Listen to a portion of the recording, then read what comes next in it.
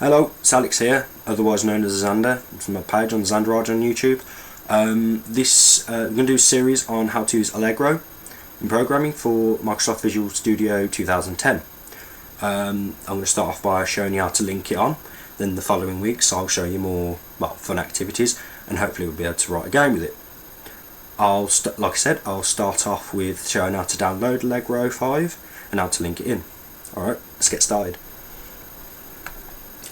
First of all, you're best to have two windows up, one with your bit drive and the other with a web browser. Create a new folder and call it Allegro, all in uppercase, space Visual Studio 2010. Next, go to your browser and then input allegro.cc and press enter. On this website, if you go down to Files at the top left, you'll find the Allegro versions 4.2, 4.4 and 5. We need to go to 5. And then go to MSVC10 for Microsoft Visual C10. And then open up the zip folder, right click and go to Save Link As. Open up your bit drive, go into the Allegro Visual Studio 2010 file, and then save. And wait for the download. I should really cue some good old elevator music here for the download, but instead I'll just make you wait. Well, you don't have to create your Allegro folder in the bit drive. You can also put in any drive you wish, like a hard drive or a storage device, but make sure you can access it. Once the zip is fully loaded, you'll now go to the folder, right click and then go to Extract Here.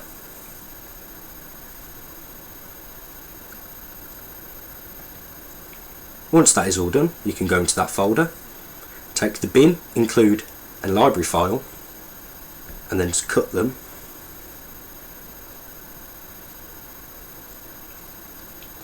Go back on yourself,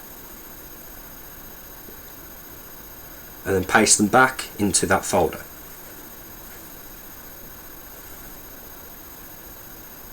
And now you can just delete the root folder. And click yes. Now that should be it, all loaded on. Now just open up Microsoft Visual 2010. I'll link in the description below where you can get this. If anything, you get it from Microsoft DreamSpark if you're a student. Wait for it to load. Then on the start page, go to New Project.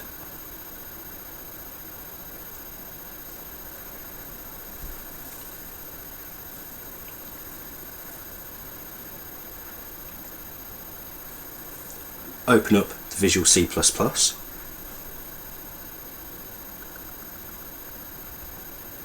And then double click onto an empty project. Before you do that, enter a name, that'll be the smart idea. And call it demo_project. Doesn't really matter which other way, you can name it what you want, but make sure the location is in your projects folder in your Visual Studio 2010 folder you've downloaded previously. Then click OK.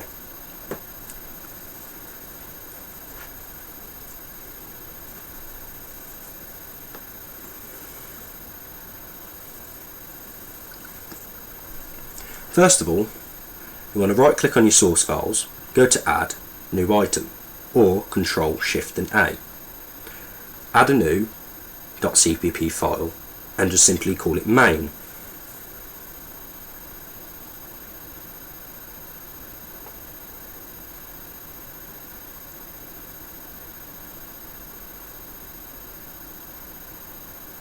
Now you have this loaded, you can then go to your demo project, right click and go to properties. Now to do the fun part of linking it in, go to your configuration, make sure it's on active and in brackets debug. Go to your configuration properties, debugging, and under environment type in path equals C colon backslash Allegro Visual Studio 2010 or whatever you named your file backslash bin semicolon modulus path modulus.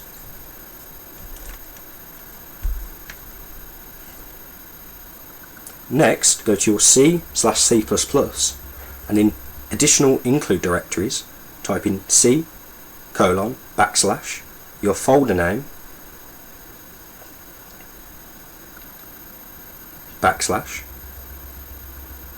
include, all in lowercase. Next, go to your linker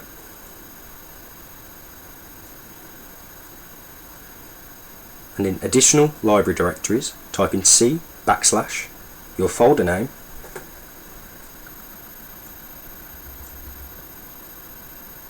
backslash lib for library.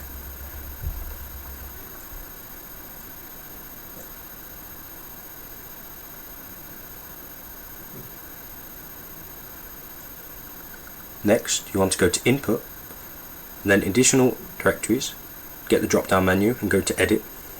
Then in the box add in lowercase allegro -5.0.8 monolith monolith -md debug.lib. Then click OK. Then finally you can click apply. But you're not done there yet. Tricked you out. Next, after it's applied, you want to go to your configuration drop down menu and then click release. Now we're going to do generally the same thing again. So in debugging environment, path equals C colon backslash your folder name. Oh, looked up there a bit. Visdo.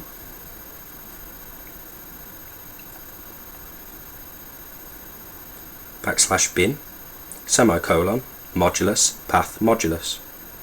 Modulus is just the percentage sign if you didn't know that.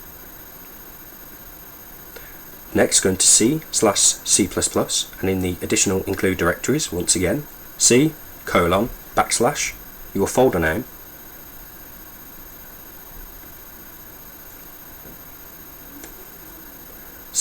backslash include.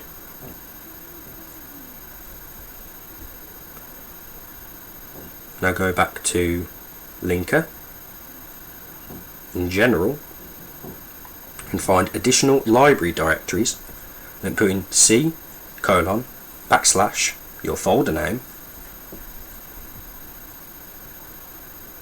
backslash lib.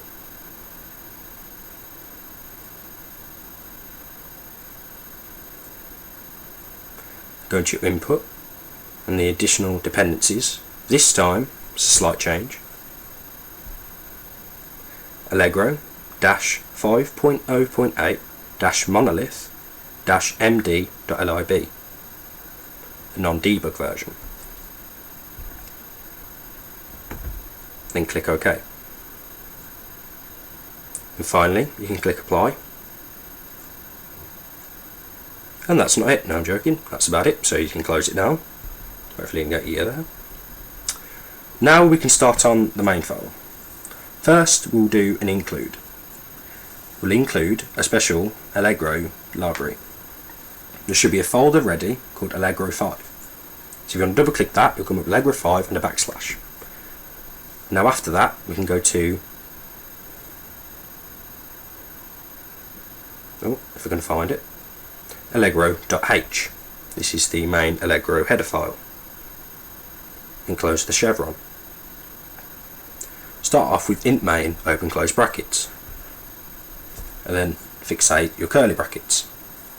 In the middle you want to start off with if, oh wait no, not that yet, Allegro all in uppercase underscore display in uppercase, asterisk display in lowercase, semicolon.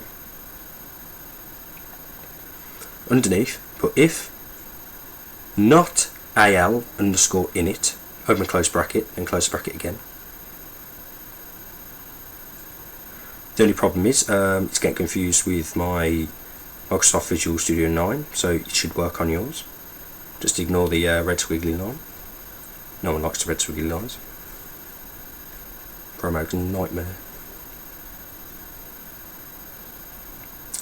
Anyway, you can carry on, and underneath it you want to put return -1 semicolon.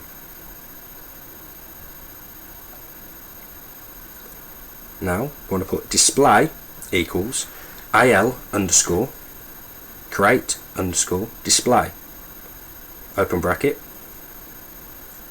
1280 720. This is the width and height resolution of the screen. Close the bracket and do a semicolon.